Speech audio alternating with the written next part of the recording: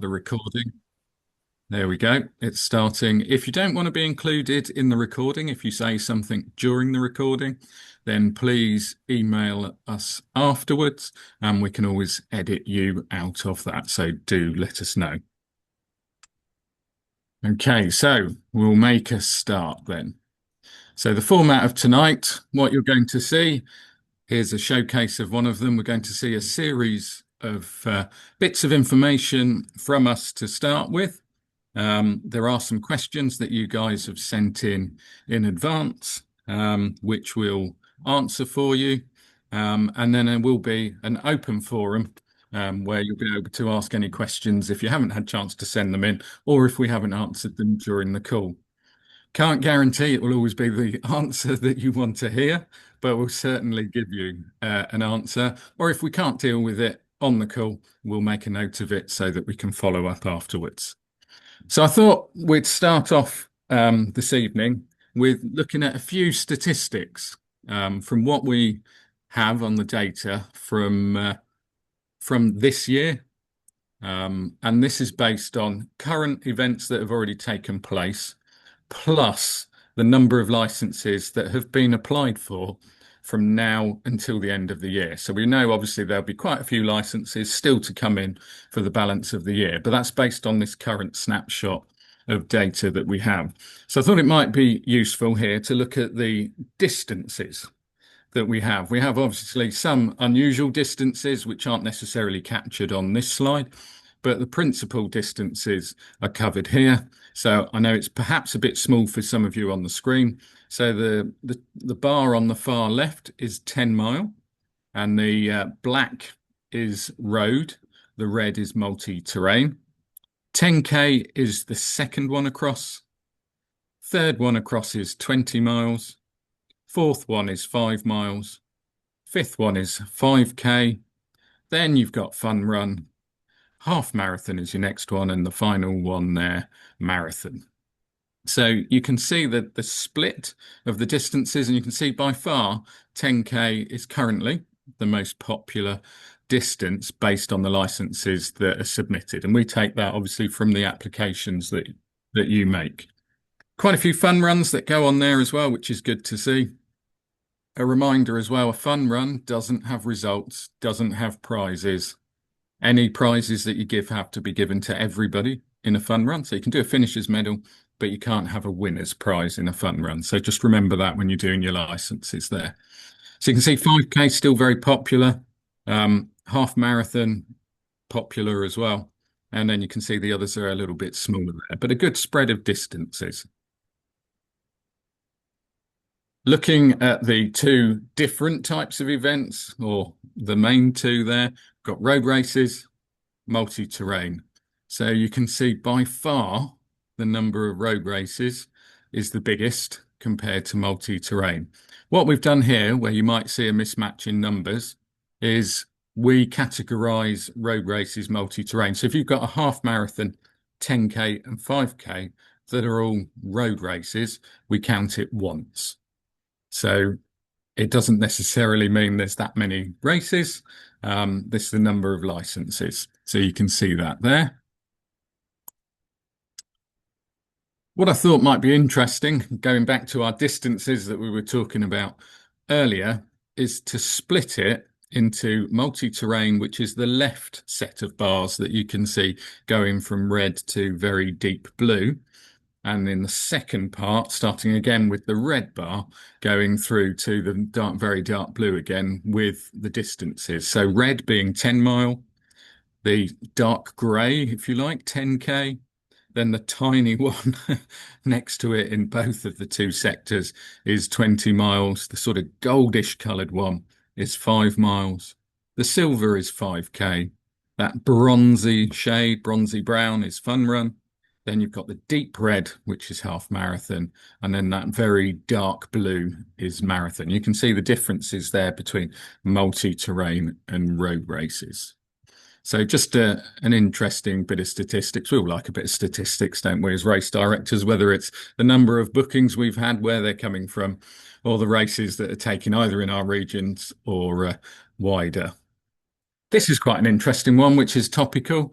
We all know that one of the things we probably dread is finding that adjudicator for our races across the country, and hoping that the ones that we choose are available. We do have currently around 360 adjudicators across the country, across those 9 regions that you can see illustrated there.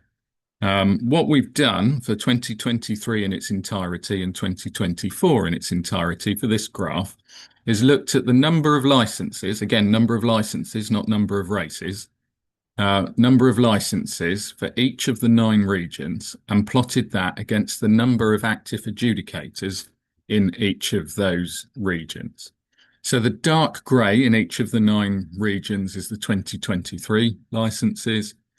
The goldish colour is 2024 licenses, gives you an idea of growth, obviously, in the regions or slight decline in some cases. And then the bronzy brown colour is the number of adjudicators. So we can see some regions are doing much better. So when you look in the southwest, for example, there's lots of adjudicators compared to the number of licenses. But we know, obviously, this is reflective of a whole year and the competition year.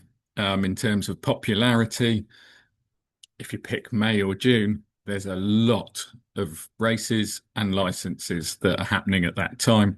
So you can be skewed a little bit by the data because you're pulling people in so many different directions. But useful to look at that snapshot figure in any case. Hopefully you've all found on the new RunEvents system, well, I say new, 18 months old now, the event adjudicator locator tool. So when you go through your licensing process, you can use that locator tool and put the postcode of your event in, do a search, and it will bring up the list of adjudicators from the nearest to your event to the furthest away. Really useful tool, that. So moving on to the next slide. So done with the statistics for the moment. We might find some more for you later. Something that comes up quite regularly on the topic related to event adjudicators is the issue of race directors or, sorry, event adjudicators or race referees. So they're not the same role. Some people think they are, but they're not. They are actually 2 separate roles with 2 separate reports that go with it. So we thought it was worth going through I can see a typo on this slide, so apologies. But we'll go through the 2 different areas. So an event adjudicator is compulsory at all events that are licensed. So all 2,500 to 3,000 licenses that we issue each year have to have an adjudicator. The only exception would be if you've exhausted all options available to you, your regional chair or vice chair has the power to allow a pass for 1 year only. But that does mean the following year you must have one. So that's the only exception there. Race referees are not required, except for county championships or higher. So as long as you've got an adjudicator, if you're an everyday race that's not of county championship or higher, you don't need that referee. You can have one, it's optional, but you don't need one. Here's where our typo is, so apologies. That should say an event adjudicator, not avent, whatever that is. So an event adjudicator's role, their job is to observe, record, and feedback on a range of topics and are an observer of what happens at an event. So they're looking at your paperwork, they're looking at your signage, they're looking at the procedures that you have in place and getting a good flavour for how your race operates, what it does, and how that meets the license standards. And you can, on the resources section in RunEvents, download a copy of the checklist that adjudicators fill in because we have nothing to hide. There's no reason why you can't download it and have a look at it. An adjudicator cannot disqualify a runner from the event. They don't have that power. But they can inform the race director of rule infringements. The race director is responsible for disqualifying those individuals. However, if you don't act on it, then the adjudicator could raise a flag, which would let the regional chairs, vice chairs, and us centrally at Run Events know that the rules were not enforced. So it's not the adjudicator's role, it is you as the race directors who are responsible for that. A race referee is there where it's required or where you've invited them to be at the race to ensure that all rules are followed, and they can disqualify any runner that makes rule infringements. So they can, if they spot someone wearing headphones or they spot someone doing something that doesn't follow the rules, they can disqualify that runner. They will obviously inform you that they've taken that action, but they can do that. In the absence of a race referee, so if you're not county championships or higher, and you've not had an optional race referee, then the race director, you guys, take on that role and that responsibility. So you are then responsible for all of the rules and any infringements that might take place and the appropriate action that might take place. That was something that when we removed the need for race referees at all races, that was something that was passed to the race director. So it's important to note that. I don't think all race directors are aware of it, so make sure that you know this. We touched on license standards in the previous slide there and what it means, and the fact that you have to follow it. And each and every license application that you make, you agree to follow those license standards. And that's largely how we judge a race in terms of quality and in following the rules. And you may recall last year, we implemented a new set of licensing standards, but we thought it was worth taking the time now to just go through what the changes were. We've done the same with adjudicators on Monday night, just to make sure they've seen it all as well. It's your guys' turn tonight. So what we did, you can access this as well in the resources section on Run Events. And this is a really good place to go, the resources, whilst we mention it. There's loads of fact sheets, loads of templates there as well. Covers things like drones at races, covers legislation, your medical guidelines, all of that's in there. So do have a look. But let's have a look at the changes that we made summarized in the licensing standards here. So the Run Events logo is now the logo to be displayed on promotional materials such as websites and leaflets. It replaces the old Run Britain license logo. The logo can be downloaded again from the resources section on Run Events. Results must be uploaded after the event to the Run Events platform. So when you go into your event on Run Events, there's 3 items you have to do. Your race director forms, your declaration of numbers, and the results upload. These need to be done in Excel or CSV format. If you've got chip timing service being provided, they'll be able to, in about 10 seconds, download a spreadsheet or CSV file for you. PDF, no good to us at all, and the system won't allow you to upload it. Don't email it to Run Britain Rankings Power of 10, because by uploading it to the platform, they are notified that that has been done, and those are then the finalized results that will be processed. We also covered facilities should be, where possible, gender neutral and or male, female, and accessible. So it allows for all options there.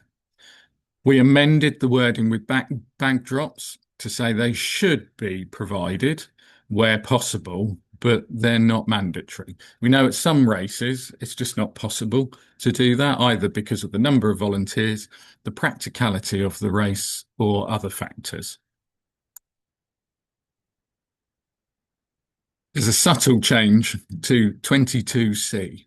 I'm sure you've all memorized them and you'll confirm that 22C is the correct one. The previous arrangements for swinging or open bridges in railway crossings, where you have to have written permission and written confirmation that there will be no trains, no opening of bridges taking place during the race, now include a specific reference to tramways. Tramways are essentially like railways, so those same arrangements are now required to be in place. It didn't mention tramways specifically before because at the time that they were less trams basically. Now more and more cities and towns are reintroducing trams, how it goes round in a circle. License standard 31, a lead vehicle or cyclist is required where possible. So we've added where possible because again, we know sometimes the race isn't safe if there's a lead cyclist or vehicle. It may be multi-terrain with stiles and everything else that goes with it. It's just not practical to do so. We would expect there to be a reason. So if an adjudicator says, well, did you have one? And the answer is no, or we asked you that centrally, or the regional chairs or vice chairs asked you, just tell us what the reason was. It's not a problem. Here's an important note, though, that motorised lead vehicles are not covered by the public liability insurance that comes with the race licence and your affiliation. Bikes are, pedal bikes are at the moment, e-bikes are as well, but motorised lead cars are not. You would need to inquire, or whoever's car it is, inquire from their insurance provider whether you are covered for that use. So just be sure, it's a quick call to your insurers. 9 times out of 10, it will be covered. And if not, they can add a 1-day addition to the policy, but do check with your insurers. Really important in case something goes wrong. 34 there, organisers must provide a list of medical conditions to the medical provider for use on race day. We know there's been a number of queries around this. Our understanding of GDPR rules is that it's legitimate use of the data. However, we know that a number of you have queried it. So we are rechecking the use of the GDPR rules in terms of that legitimate use. We're rechecking that with our legal advisors to make sure that that is sound. From that, we will then issue some further guidance to you as race directors as to how that compliance works and why it is compliant so that you know how to deal with it and the best ways of sharing that data. Because I know that is for some of you the difficult bit. I mean, clearly, if you're printing out a list to provide to your medical providers, it's pretty easy to take the list back off them. If you have access to an app for your medical providers where they tap in bib numbers and it brings up the data again, you can expire that access. But where you haven't got that methodology, we know it's a bit more complex. So we will come with some further information around that. Obviously, you still need to print the medical template on the reverse of the bib number. Just moving on to the next one there, headphones. We are going to cover that in a bit more detail in a sec. There were some changes to the headphone rule. I won't go through the one on here because we've got a more detailed slide about that coming up. And then we provided you last year with the details of the new UK anti-doping requirements and the statements that need to be included on your entry forms, be it that most entry forms are online now. If you haven't seen that, please contact us and we can send you the wording. Just a quick word whilst we're in the middle of things, race director courses. We do operate race director courses all across the country, various different dates. These are the ones that are coming up in the next couple of months. There is also a form on the website, so you can go to that link and you can register your details if there's not a course near to you so that we can canvass and look at where else we might need to do these courses. There will, of course, be some beyond October. Cost of the course is £79. Um, is a really good course and covers everything from planning the race to what paperwork you need to do, what we expect to see, and looks at scenarios and kind of that contingency planning element. And of course, gives you a chance to talk to other race directors and share some of those experiences that you may well have had. We've all got a story from a race where something peculiar happened. So it's good to share that. I say, and finally, it's kind of half finally. Here's the bit we talked about with headphones. I wanted to just make this really clear for you. So there's three situations or types of situations with headphones that follow that amended rule. The first one is where you've got shared spaces. So shared spaces includes roads, footpaths, parks, seafront proms, or anywhere that members of the public share the race route with runners. So that is the definition of shared spaces. That definition is largely what changed in the rule. In shared spaces, only bone conducting headphones are permitted. The rule also states that bone conducting headphones must not sit on or in the ear. We know there are some manufacturers, Shocks included, that have made what is called an open air or open ear headphone, but it still sits on the ear or touching the ear, covering the ear. It can't. It has to sit on the bone in front of the ear, leaving the ear completely clear. We're not denying that the technology with the other open ear and open air headphones, you might be able to hear, but it's impossible to enforce the rule unless you can see that the ear is clear and hasn't got any headphone on or in it.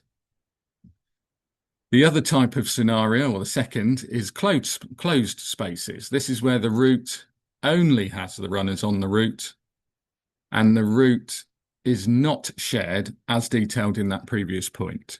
In closed spaces, any type of headphone is permitted. So good example of that are the big city races like the Manchester Marathon, London Marathon, or, a lot of the other big city runs. You can essentially do what you like with your headphones there. The third scenario that we added in here is if you wish to adopt a higher rule. So we say the shared spaces, closed spaces, bone conducting, or whatever, a race director can choose to strengthen the rule. So, for example, in closed spaces, excuse me, in closed spaces, you could choose to ban all headphones if you wish to. If you think that's right for your race, that's fine. In shared spaces, again, you might choose to ban all headphones. That's fine. You can go upwards on the rule. What you can't do is weaken the rule. So, for example, allowing anything other than bone conducting headphones in shared spaces. So you can go up, but not down. And we will support you with that. So if ever a runner complained, we'll back you on it because you're allowed to do that as the race director. So nice and simple. What I'll do here, I'm just going to switch off that presentation there. There's a couple of other points that I just wanted to make before we open up the floor to questions from you all. We mentioned briefly there Power of 10 / Run Britain rankings. It is the same database behind it, just with two different skins. We do know that there is a delay, which seems a little bit random at the moment in terms of some of the results going live, where you've uploaded them onto the RunEvents system and you've seen newer races have gone on, or it's taking a while. There are some changes coming to Power of 10 and Run Britain rankings that will be coming through over the course of the rest of the year. There are some staffing issues at the moment. The staffing is being dealt with. We should also make it clear, because it's not always clear, But Power of 10 Run Britain Rankings is owned by UK Athletics. Despite what you might think, England Athletics and UK Athletics are not the same organisations. We cooperate and work together in a number of ways, but they are separate organisations. We fund a large part of the Power of 10 slash Run Britain ranking. So we do get a large input into what happens. They are working on that staffing changes. So we can only apologise on their behalf that it's taking a while at the moment.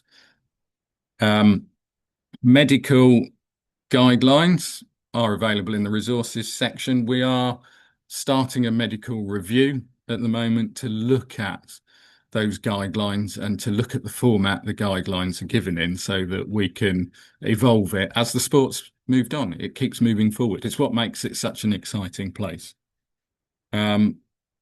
Wheelchairs is worth covering. Wheelchairs and frame runners. We sometimes get asked, can we allow a wheelchair?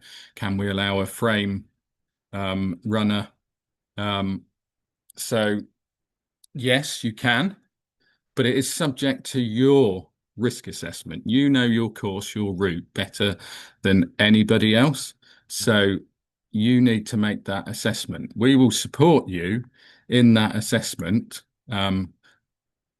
You can't, we can't make the decision centrally. We don't know if there's curbs, whether there's narrow points or whatever. So you need to make that decision. If you need our help, we'll obviously happily give you that help.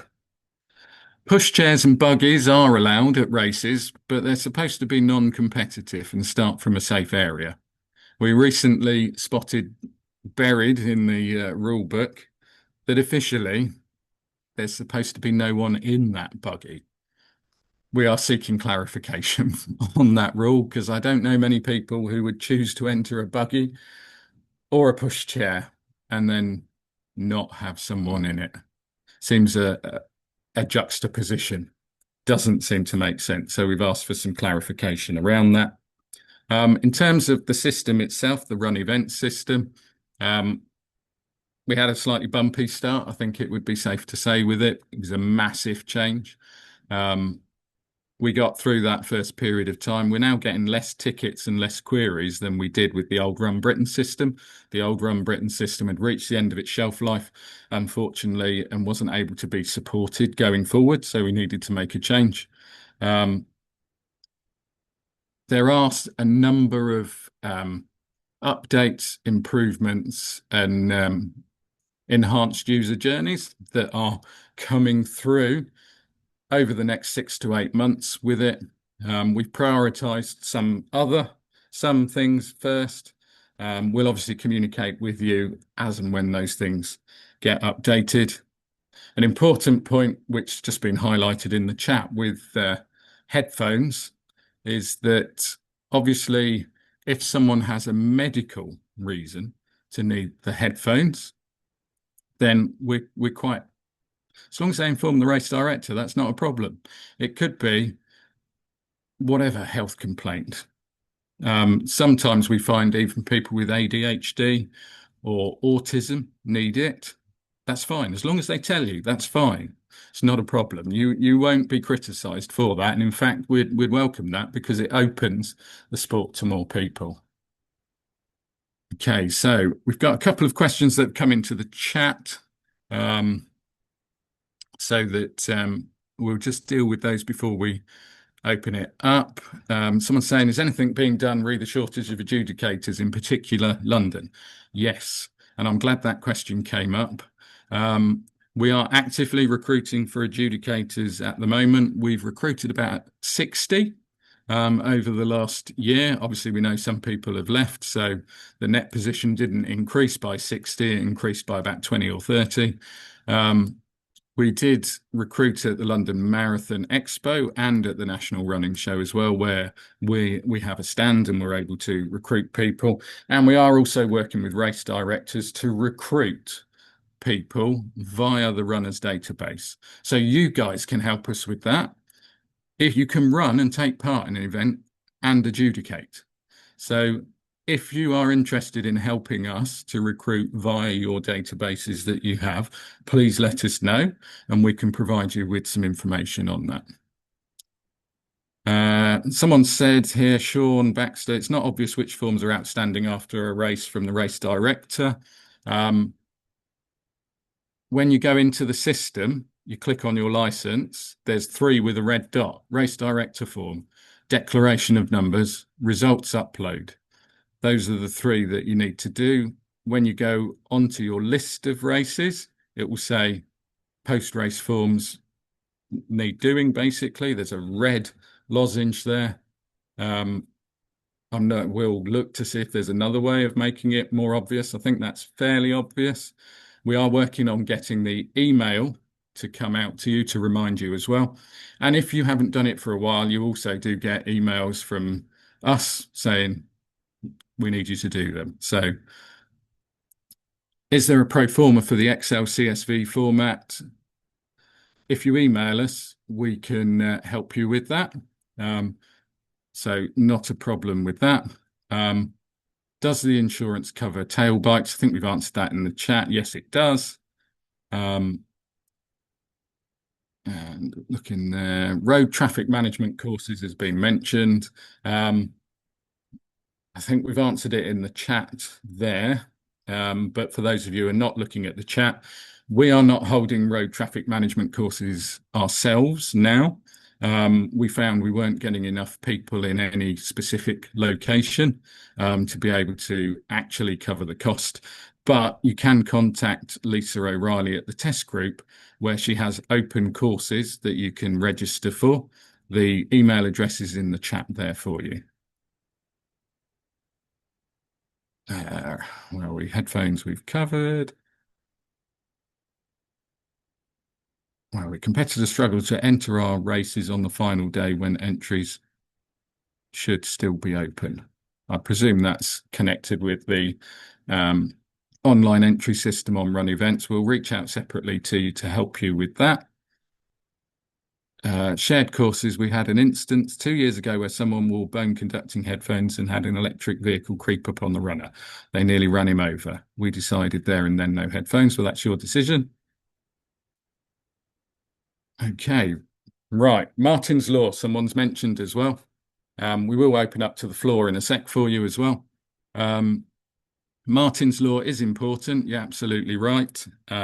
We do have a consultant that's been working on that specifically, along with a number of other issues, who is on a working group which has Home Office representatives in.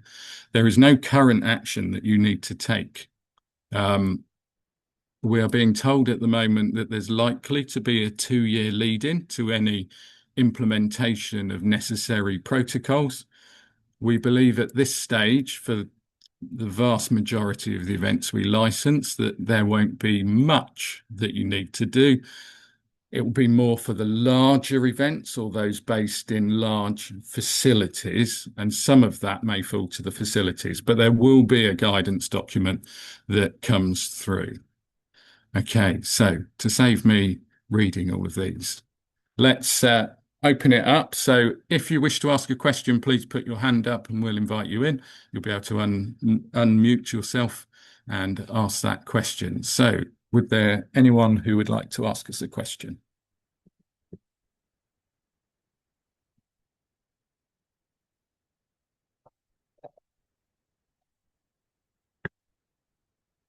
Tom Richards, you're the first out the gate. Good evening. I thought there'd be a huge outpouring, to be honest. You obviously kind of covered. Sorry, that should be better. You obviously covered the GDPR thing about medical information.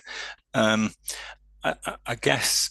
Well, I think it's a complete can of worms, as I've kind of expressed to you.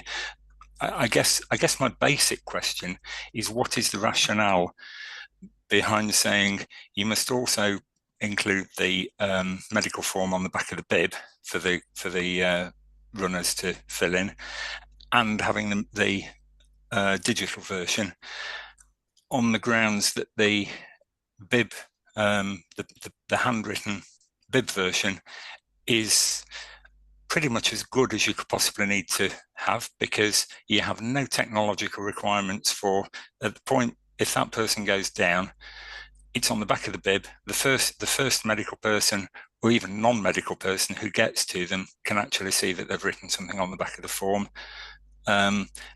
Firstly, I can't help thinking that having an electronic version offers nothing over what the writing on the back of the bib gives, and it then just opens up a whole load of a can of worms.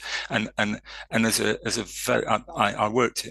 GDPR is not my specialist subject, but I did work in security of other things for quite a long time.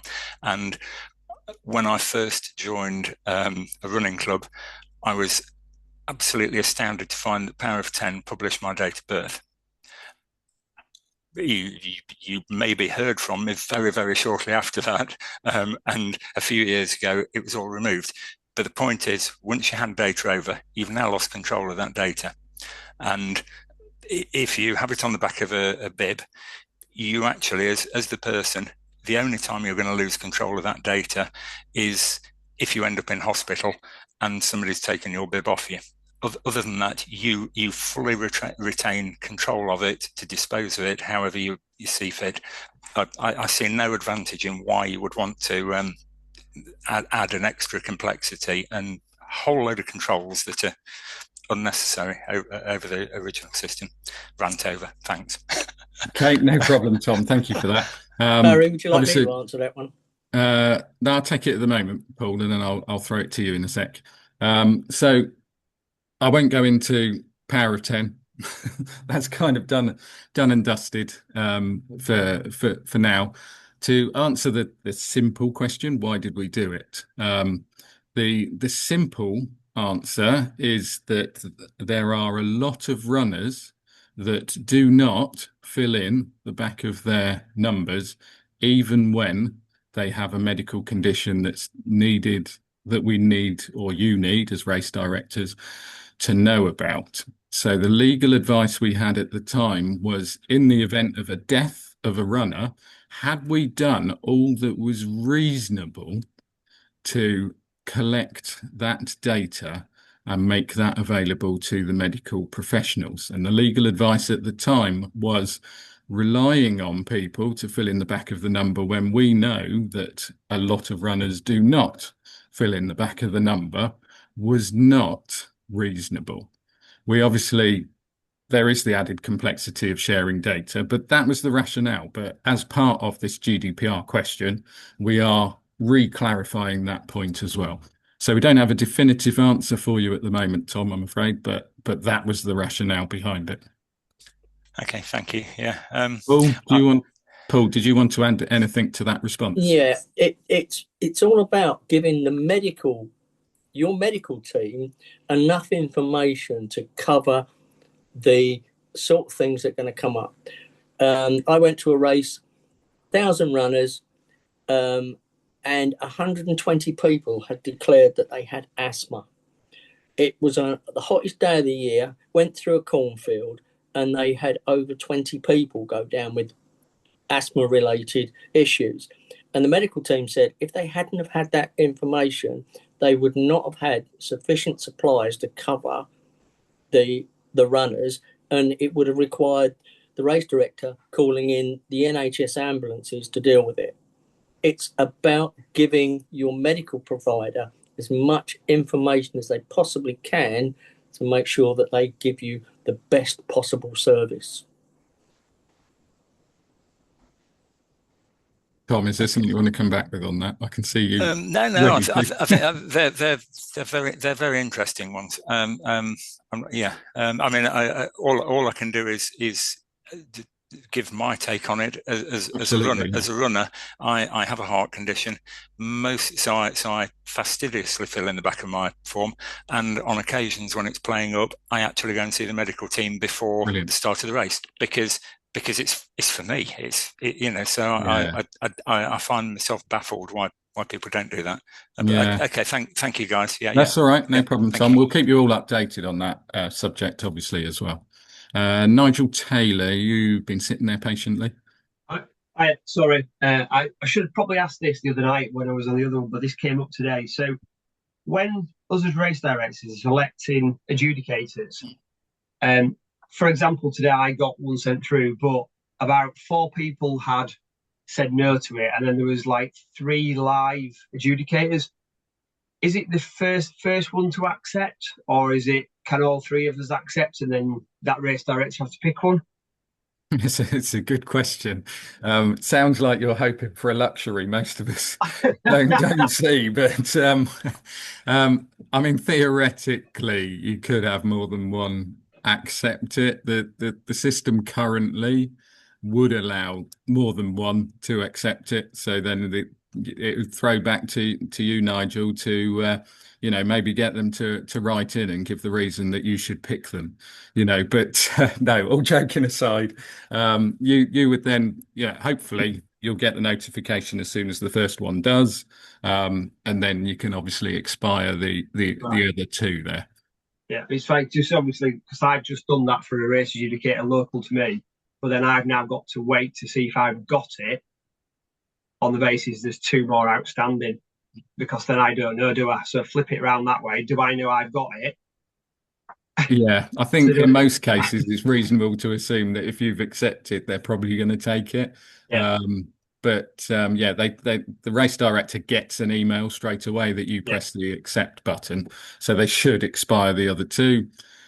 We all know technology is not always everyone's friend, so sometimes there can be a delay. So it's an interesting one, though, that perhaps we need to look at when the first person accepts it, whether the system could be clever enough to expire automatically any outstanding requests. yeah. So Cool. yeah, we'll have a look at that. I can't promise it'll be fixed in No problem. Thank you. quickly, but we'll have a look. Cheers. I did see another hand up. Was it Martin Jennings? But I can't see it now. Yes, it was me. I put it back down just because you've moved away from the GDPR thing. Yeah. I just wanted to add my tuppence if it's okay. Yeah, go for it. We process a lot of entries for races, and Yes. I agree with Tom entirely. I'm not 100% sure that it should be exclusively left to the participant to put it on the back. I agree Yeah. with you. Essentially, not everyone would do that. I think the real weak link is the process in which we ensure the data gets deleted. So it's our job as the entries processing platform to provide that data on. And when we do that, we send it along with a whole load of rules and regulations on what they do with it. Yeah. But you can see a lot of events don't take that seriously enough. And as Tom has said previously, you're handing over 5,000-6,000 people's really sensitive data, and we don't know where that goes. We don't know what happens to it, and that I think is. I totally accept your position where you say you're weighing up the risks and you've taken legal advice. But whatever way we look at it, we are currently spreading a huge amount of very sensitive data without knowing what the stop point is for that data. So my suggestion would be the focus for you guys actually is to give absolute clarity on how that data is transferred and how we can ensure that once that race is finished, it is deleted. Yeah. And so that's my tuppence worth.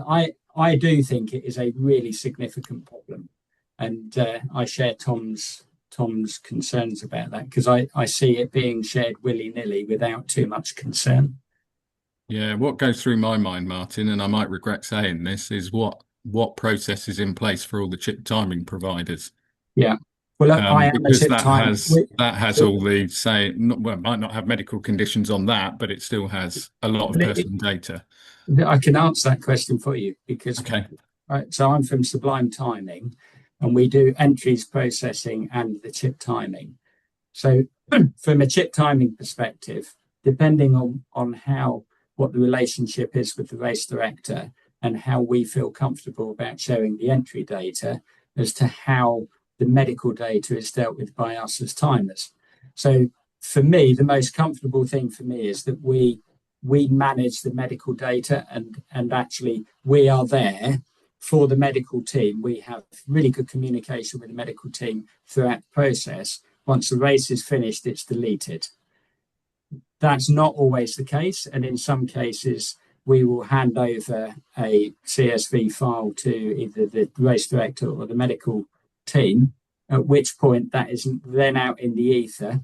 There's thousands of people's very sensitive data that we no longer have control over. So it's in most cases, to answer your question about chip timing, they wouldn't, unless they're processing the entries, they wouldn't have access to the medical data. Yeah. Okay, brilliant. Okay, thank you for that. Okay, great, no problem. Penny Abbott, you're next. Yeah, I've just got a question, because I actually run a lot of races myself as well as being race director. And obviously there's an increasing number of races now are being organised by companies as opposed to running clubs, etc. Are they subject to the same licensing rules as clubs that fall under England Athletics?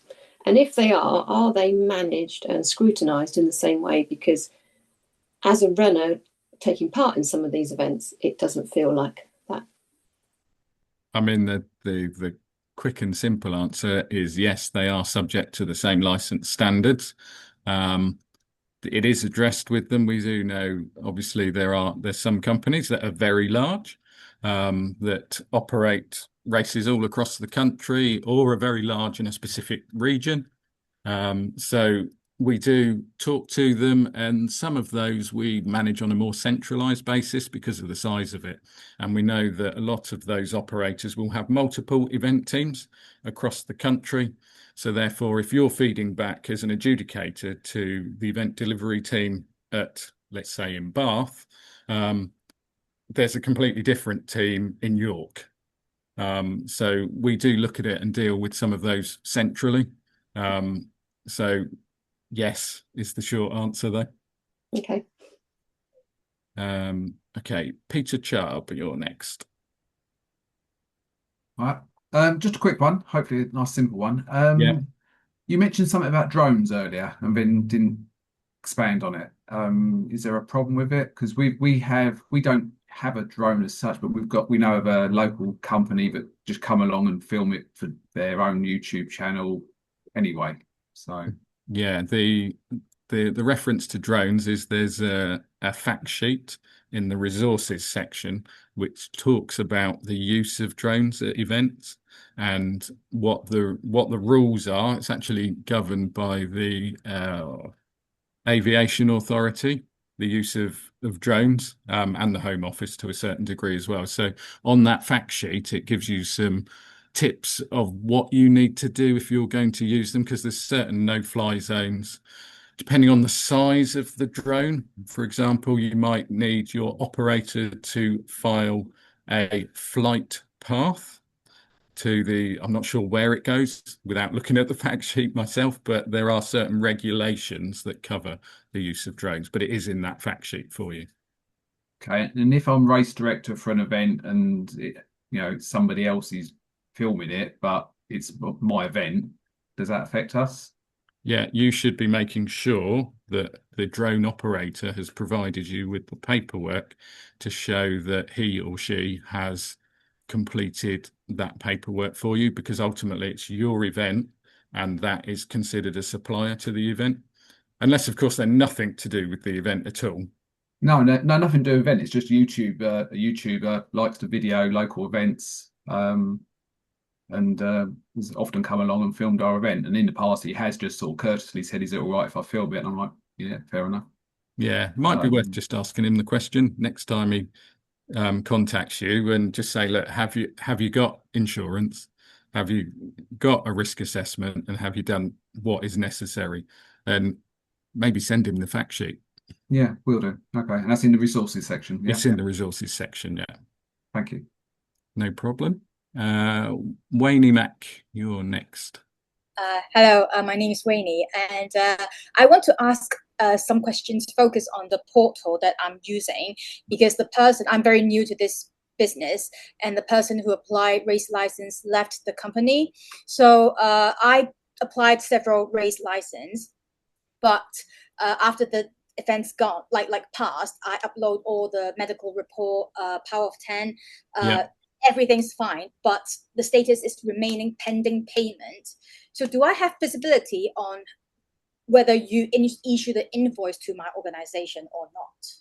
Yes. So you're obviously not a club that you represent. It's what we would classify as an event promoter. So there's a sliding scale of charges depending on the size of your event. So the smallest events pay the least. The biggest events like London Marathon, Great North Run, they pay the most. So pending payment, when you go into there, it should enable you to add to the basket the payment that is due, which you can then pay either with a credit card or via a BACS payment. The one that I saw the cards, there's an amount thing. So I try to add, I choose the option to get an invoice and put our finance email on it. But then it's still saying pending payment. And several of them are like that. So I don't know how to make it go away or we pay. Yeah. Probably the best thing is if you could drop us a support ticket. So go onto the system, hit the support button at the bottom, just give us the detail and we can get someone to look at that and why that doesn't appear to be functioning correctly for you. Okay, cool. Actually, I'm working with London Marathon, so the ones that waiting for payment is like London Marathon and Brighton Marathon and something like that. Oh, okay. It could be there's a payment being made that we haven't seen yet or something like that. Okay, but I will send you like a ticket. Yeah, just drop us a ticket and we can sort that out. It's probably something quick and easy to sort. Okay, cool. Thank you. Brilliant. Thank you. Who's next? Tim Otter.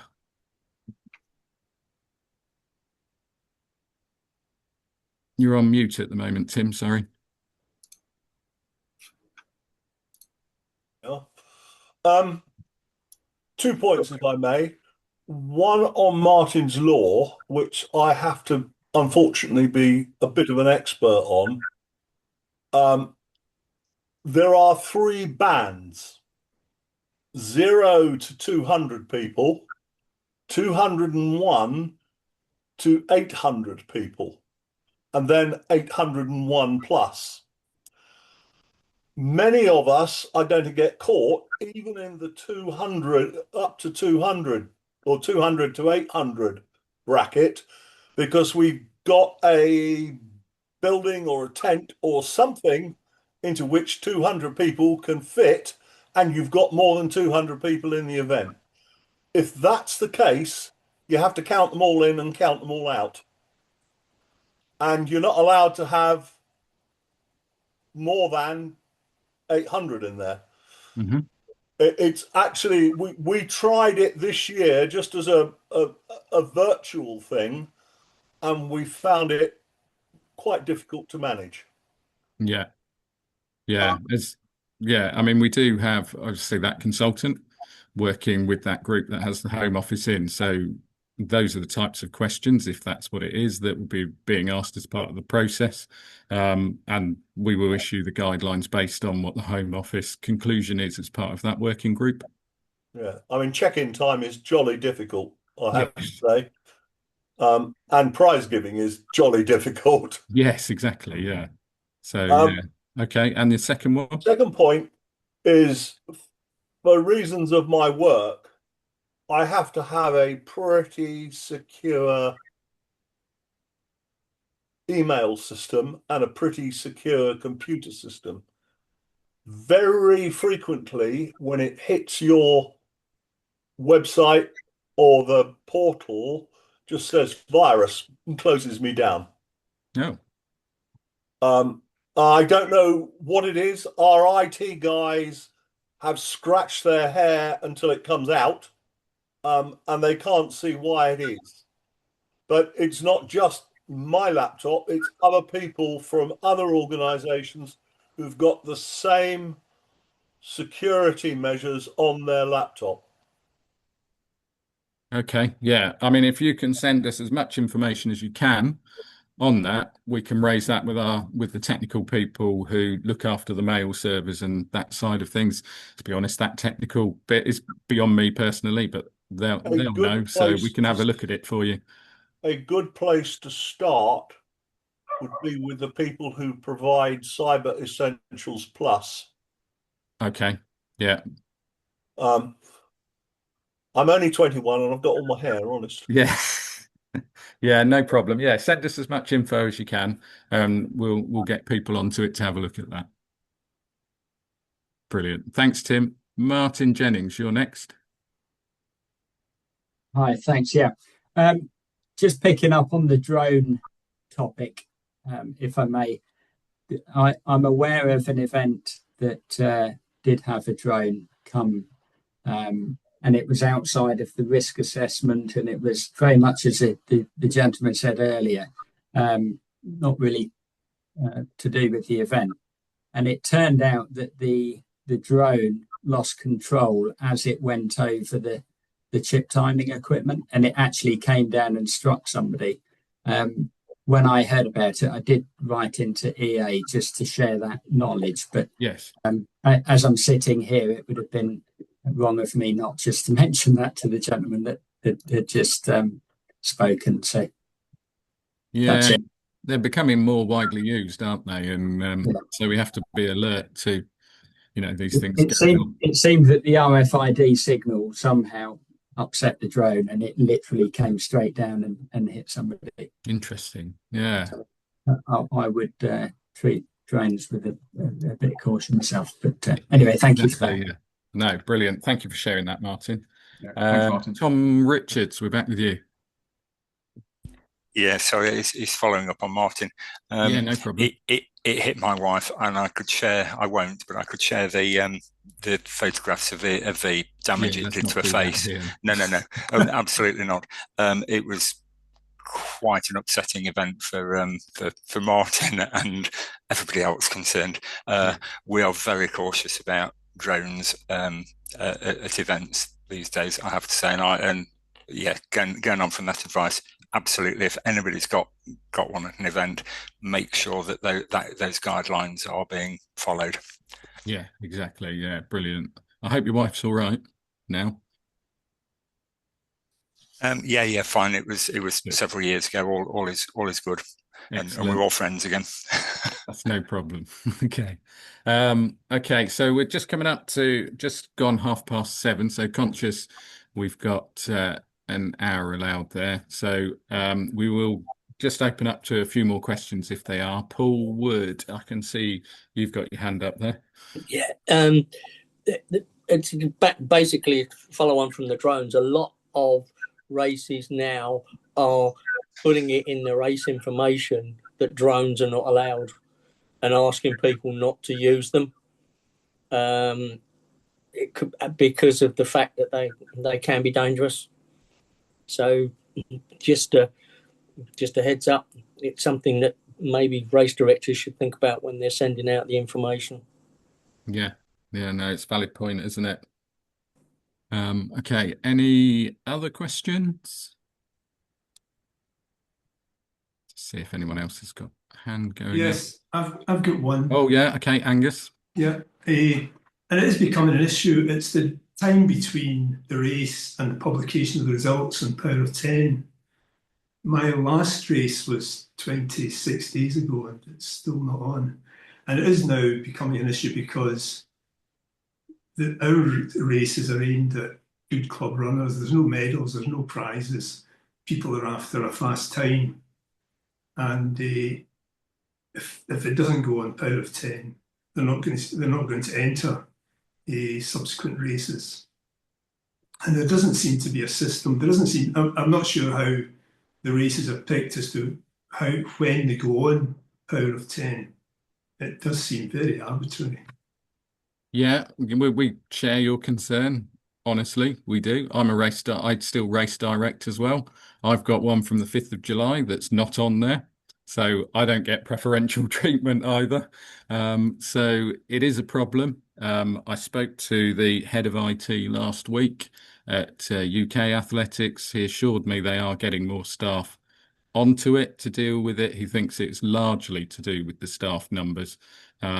It does seem exceptional at the moment in terms of the length of time it like, it should take a few days, shouldn't it, at the most, really. We know they're stretched because, you know, you've got a team covering track and field. There's no cross country at the moment, but covering, you know, lots of disciplines, but you need to staff it accordingly. But they assure us they're dealing with it. And okay, any other questions at all? No? Okay. Well, thanks very much for joining us today. It has been recorded, so you can watch it back. And if there's any of your fellow race directors who couldn't make the call today, obviously they'll be able to access the recording. We are always here if you need us. Do drop us a support ticket. Easiest way is on the RunEvents system to press the support button and give us the details. That is a monitored system so that we can see all of the tickets, we can track it, and it's open to not just me, but it's open to the team that deal with it so that we can handle it for you and keep a track on it all. But hopefully that's all been useful today. And thank you for everything that you guys do for the sport and delivering events right across the country, be it from a small 50-person race up to the very large races. We do appreciate everything that you do, and we do understand everything that you're facing. So we'll be doing another one of these in later in the year, so do look out for that. But in the meantime, if you need anything, do give us a shout and we'll try our best to help you. But for now, enjoy the rest of your evening. Thank you.